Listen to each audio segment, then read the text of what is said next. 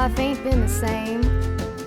I'm missing out on all the fun, and he's the one to blame. Well, I first became aware of Miss Kacey Musgraves. I was standing next to the stage waiting to go on, and this little girl come up, well, a young lady. She had a friend with her too, and she wanted to take me out in the parking lot and get me high. And I said, I gotta go on stage, you know. Besides that, it's illegal.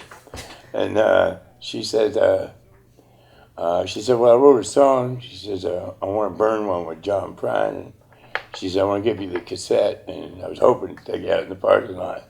And I said, well, I can't do that part, but I'll take the cassette. And I listened to the cassette the next day. Man, I thought it was just a great song.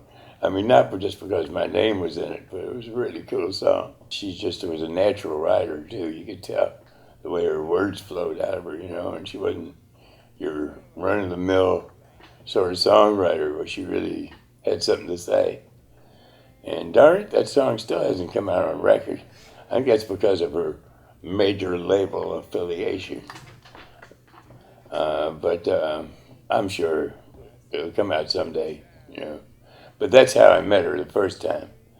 And then next time I heard of her, boom, she's Kacey Musgraves, like, you know, in big letters. And then we met again on the Cayamo boat tour, where everybody's out there singing on a boat.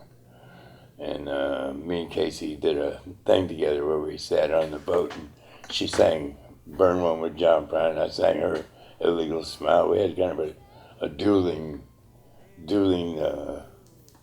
joint song war or something, you know. And then we kind of did an interview together and a couple other songs together.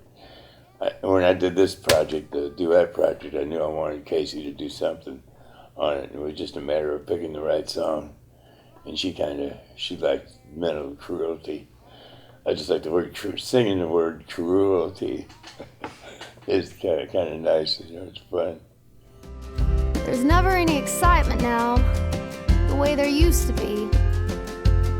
And sharing his way of life and doing his laundry is mental cruelty. Did we just get documented the first time John Prine is copped to Illegal Smile being maybe a dope song? Yeah. Oh, yeah. Oh, of course it is. I mean, I used to fire up on stage. Did you? Well, people would throw joints at me like they were flowers.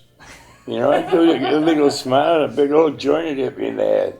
So at the bitter end, once I took the joint and picked it up, lit it, and I couldn't smoke it and play. So I handed it to the guy in the audience. He started passing it around. And when I got off of there, the guy that owned the bitter end, Paul Colby, took me. He says the police could shut me down, you know, this and that, and yada yada. Anyway, I had my Lenny Bruce moment. What else would it be about?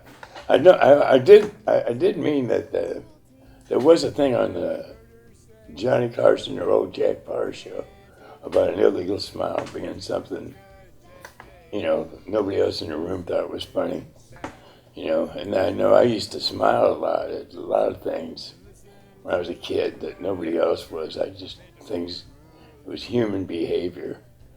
You know, it was kind of like being at the zoo and watching the monkeys, you know. But there was no artificial barrier, you know, between you. And listen to her line words, mental cruelty.